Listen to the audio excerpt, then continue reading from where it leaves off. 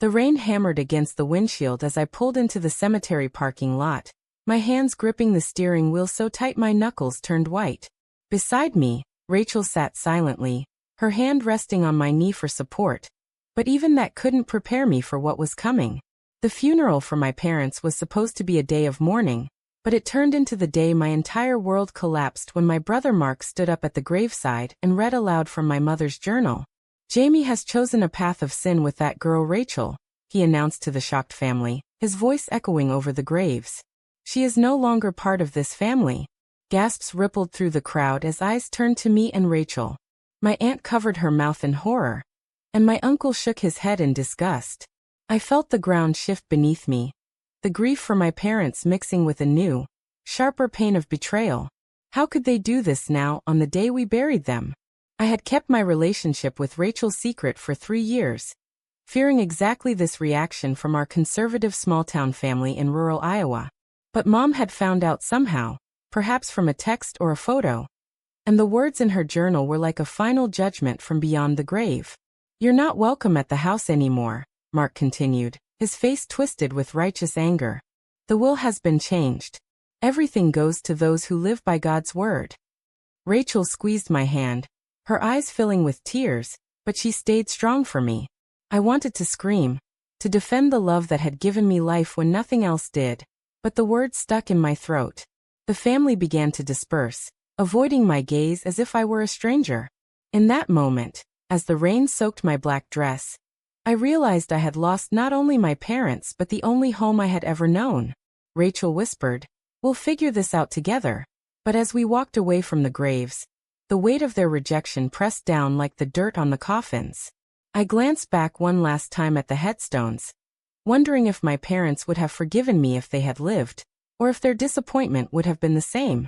The drive away from the cemetery was silent at first, the wipers slashing against the downpour mirroring the chaos in my mind. Where would we go? My apartment in Des Moines was small, barely enough for one, and now we had nothing but each other. Rachel suggested we head to Chicago, where her cousin lived and jobs might be easier to find, but I couldn't stop thinking about the faces of my family. The people who had raised me, taught me right from wrong, now turning their backs because of who I loved. The internal conflict raged. Was my love for Rachel worth this? Was I the selfish one for not conforming? Every mile on the highway felt like another nail in the coffin of the life I had planned.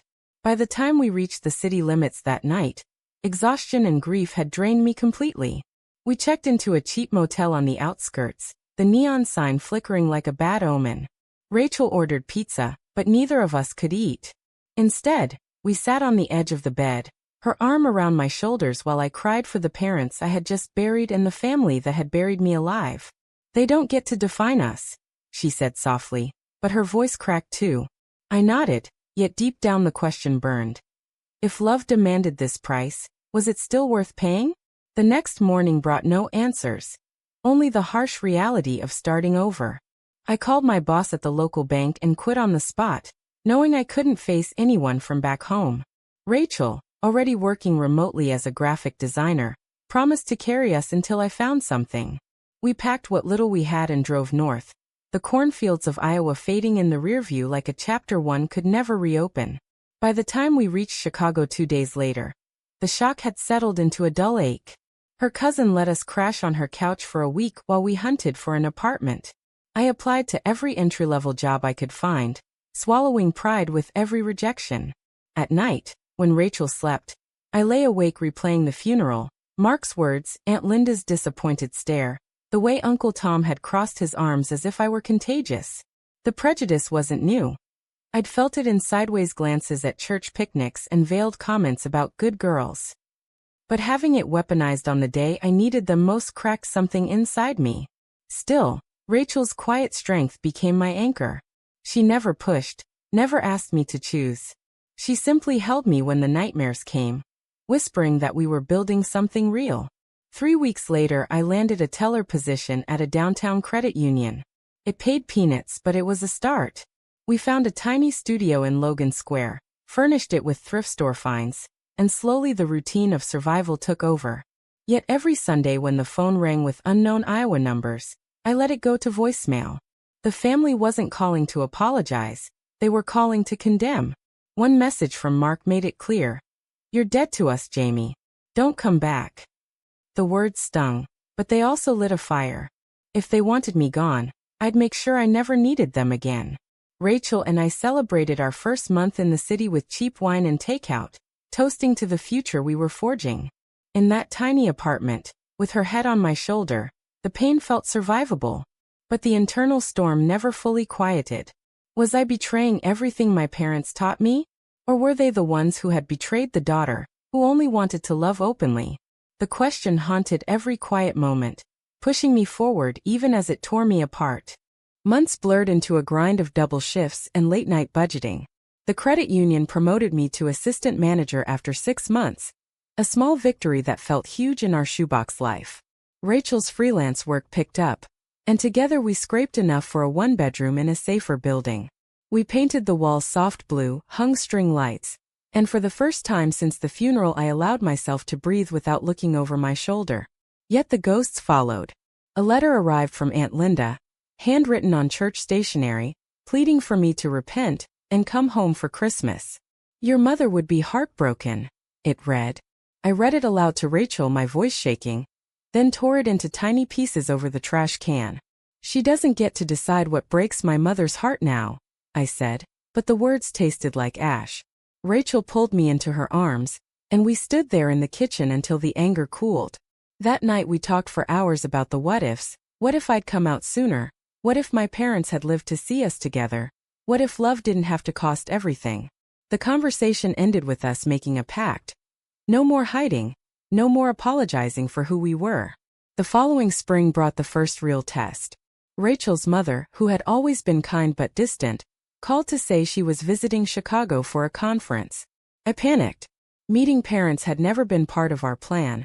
Mine were gone, hers lived 3 states away in a world that looked a lot like the one I'd fled. But Rachel insisted.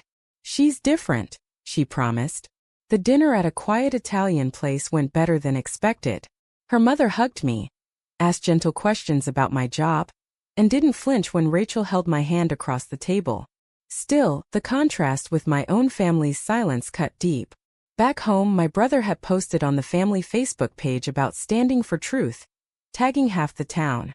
The comments poured in, Bible verses, prayers for my soul, one aunt even suggesting an exorcism. I blocked the page, but the damage lingered. Work became my escape. I threw myself into training programs, earned certifications, and within 2 years climbed to branch manager. The paycheck let us move again. This time to a 2-bedroom with a tiny balcony overlooking the park. Rachel proposed on that balcony one humid July evening, sliding a simple silver band onto my finger under the city lights. "No big wedding," she said. "Just us forever." I said yes through happy tears, yet even in that perfect moment the old guilt whispered, "Your family will never celebrate this."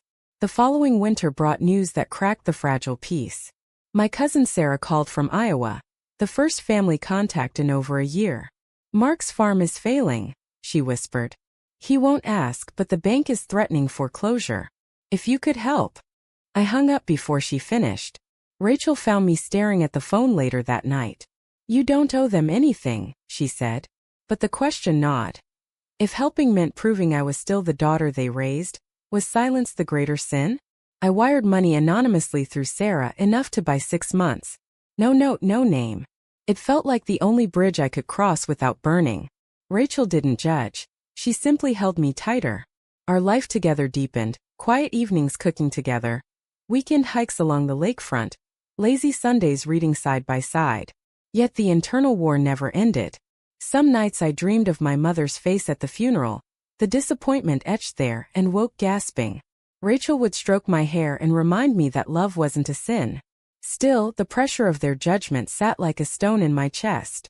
By the 5th anniversary of the funeral, I had been promoted again, this time to regional operations at a larger bank. We bought a modest house in the suburbs with a yard for the dog we adopted. Life looked perfect from the outside, 2 women in love, building something lasting. Inside, the scars remained. When Rachel's grandmother died and we flew to her funeral, the warm acceptance from her family only highlighted the void mine had left.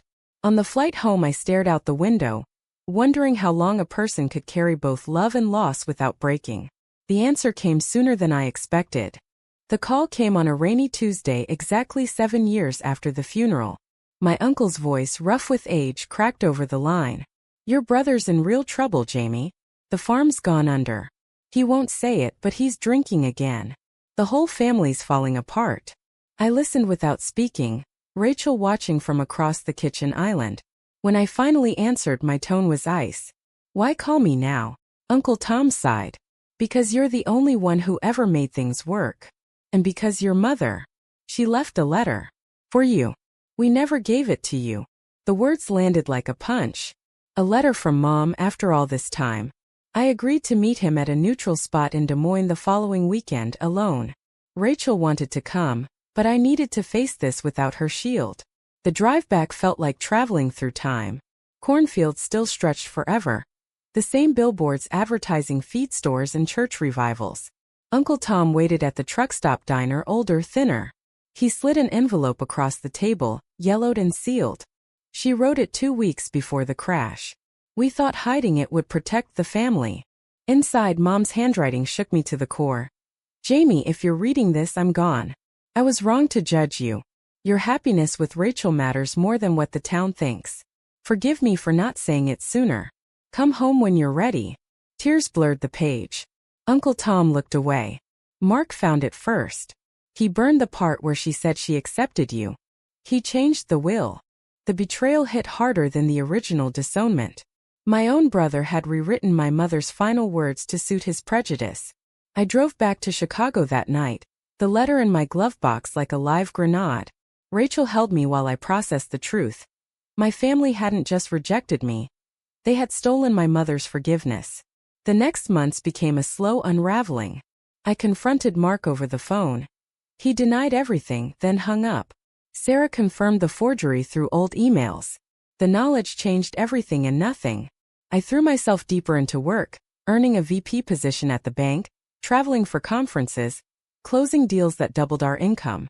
Rachel and I took our first real vacation. A week in Maine, walking rocky beaches hand in hand, talking about maybe adopting one day. Yet the letter haunted me. Some nights I reread it until the paper frayed. The moral dilemma sharpened. Did I owe them truth? Or was silence my revenge? Rachel sensed the shift. "You don't have to fix them," she said one evening as we sat on our porch. "But if you do, I'll stand beside you." Her support became the only constant. Meanwhile, the family spiraled. Mark lost the farm entirely. Aunt Linda's health failed. The anonymous checks I still sent through Sarah kept the lights on, but I never signed my name. The distance felt safer. Yet the internal conflict grew louder. Was protecting myself selfish, or was protecting the lie they built even worse? By year 9, I had become the woman they could never imagine, successful, secure, unapologetically in love. Rachel and I celebrated our 10th anniversary with a small backyard party, our chosen family filling the space my blood relatives had vacated. Laughter echoed under string lights, and for a few hours the past felt distant. Then the second call came. Grandma Rose, the last living link to my childhood, was dying. The family wanted me at her bedside. This time the invitation included Rachel. I stared at the phone for a long time before answering. "We'll be there." Rachel's eyes widened. "Are you sure?" I nodded, the decision settling like a weight I had carried too long. It's time they saw the truth, all of it. The drive back to Iowa felt different this time. 10 years had carved new lines on my face and new steel in my spine. Rachel sat in the passenger seat, our fingers laced over the console, the silver bands on our hands catching the sunlight. We stopped once at the same truck stop diner where Uncle Tom had handed me the letter. This time I ordered coffee and pie, leaving a generous tip as if marking territory. The family home looked smaller, the paint peeling, the fields around it fallow. Cars filled the driveway, the same relatives who had turned away at the funeral now waiting inside. Grandma Rose lay in the hospital bed set up in the living room, her breathing shallow. I walked in first, Rachel behind me. The room went still. Mark's face drained of color. Aunt Linda dropped her knitting. Uncle Tom stood slowly. "Jamie," he said, voice thick. "You came." I crossed to Grandma, took her frail hand, and introduced Rachel properly for the first time. "This is my wife." The word hung in the air like smoke. No one spoke. Grandma smiled faintly, squeezing my fingers. Good, she whispered. Your mother would have been proud. The sentence broke something open. Tears I hadn't expected burned my eyes. Later, after Grandma slipped into sleep, the family gathered in the kitchen. Mark paced. You can't just waltz back here after everything. I pulled the original letter from my bag. The one I'd kept safe, the one Sarah had helped me recover through old files. I read Mom's words aloud, watching faces change from anger to confusion to shame. You forged her final wishes, I said quietly, looking straight at Mark. You stole her forgiveness from me. Silence crashed over the room. Aunt Linda covered her mouth. Uncle Tom sat heavily. Mark opened his mouth, closed it, then walked out. I didn't follow. That night Rachel and I stayed in the old guest room. We lay awake talking softly about the years of silence, the money I'd sent, the life we'd built. You don't have to forgive them, she said. But forgiveness wasn't the point. The point was truth. The next morning Grandma passed peacefully. At the small service I stood beside Rachel openly. No one objected. The will reading followed. To everyone's shock, a clause Mom had added years earlier surfaced. A trust in my name that Mark had tried to hide. The lawyer read it. For my daughter Jamie, when she is ready to come home on her own terms. The room stayed silent as the reality settled. I had been the anonymous donor keeping them afloat. I had become the success they once prayed against. Mark stared at the floor, unable to meet my eyes. Uncle Tom finally spoke. We were wrong. The words came too late and too small, yet they landed. I didn't stay for the reception. Rachel and I drove away at dusk, the house shrinking in the mirror once more. This time the leaving felt chosen, not forced. On the highway I rolled down the window, letting the wind carry away the last heavy pieces. Rachel leaned her head on my shoulder. You did it, she murmured. You faced them. I nodded, but inside the awakening felt both freeing and heavy. The family I left behind was forever changed, silenced by the mirror I had become. Yet the question remained. Had returning healed me, or had it simply shown them the cost of their choices? Back in Chicago the house felt lighter. We planted flowers in the yard, adopted a second dog, and started talking seriously about fostering a child. Work offered me a senior VP role with even more travel, but I turned down the extra hours. Some battles were won. Others needed rest. Rachel's career flourished too. Her designs now featured in national campaigns.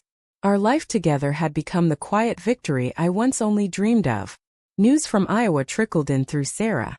Mark had sold what remained of the farm and moved to a small apartment in town.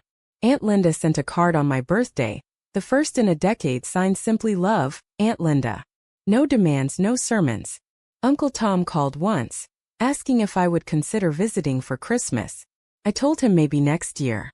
The distance felt right. Yet the internal reflection never fully stopped. Some nights I still pulled out Mom's letter, tracing the words that had been hidden from me. The moral tangle lingered. Had my success become a form of punishment, or was it simply the life I was always meant to live? Rachel never tired of reminding me that love had always been the right choice. One crisp autumn evening we sat on the porch swing watching the dogs chase leaves. She turned to me and said, "You don't have to carry their silence anymore." In that moment I understood the awakening was complete. I had paid the price, made the hard decisions, and emerged not broken but whole. The family that once cast me out now lived in the shadow of what they had lost. Not money, but the daughter who refused to disappear. Their silence at my return had been the loudest admission of guilt they could offer. I no longer needed their approval. I had my own. Winter arrived with the first snow of the season. Rachel and I decorated the house with simple lights and a small tree. For the first time in years I sent the family a card, no letter, just a photo of us smiling in front of our home with the dogs. Inside I wrote only wishing you peace. No return address. Sarah texted later that Mark had stared at it for a long time before pinning it to his fridge. The gesture felt like closing a circle without forcing entry. Life continued in its steady rhythm: work, love, quiet joys. We fostered a little girl named Lily for 6 months, and though she returned to her biological family, the experience taught us we were ready for more. Rachel and I began the adoption paperwork in spring. On the day the papers were filed, We drove to the lakefront and watched the sun set over the water. Holding her hand, I felt the last remnants of old pain dissolve. The girl who had been kicked out at a gravesite had become the woman who chose her own family, not in spite of the past, but because of it. The family's silence after my return had spoken volumes. They finally saw the cost of their prejudice, the depth of their betrayal, and the strength of the love they had tried to destroy. Yet I carried no hatred, only clarity. Some choices carry prices that last lifetimes. Mine had been worth every tear, every sleepless night, every mile driven away from Iowa. As the years stretched ahead, filled with possibility, one question remained for anyone listening to this story. Was my return an act of revenge that finally forced them to confront their choices, or was it the only way a daughter could ever truly forgive? What would you have done?